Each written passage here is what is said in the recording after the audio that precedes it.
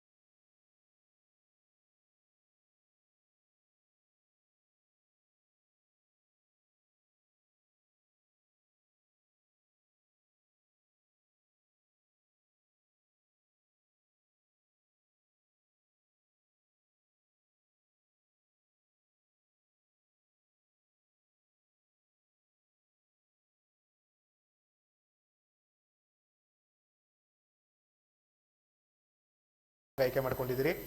ನಿಮ್ಮ ಹಾಡಿನ ಕುರಿತು ಜಡದ ಸೇರ್ ಹೇಳ್ತಾರೆ, ಕೇಳೋಣ. ಹಾಂ ಸರ್. ರಾಘವೇಂದ್ರ ಗುರುಗಳೇ,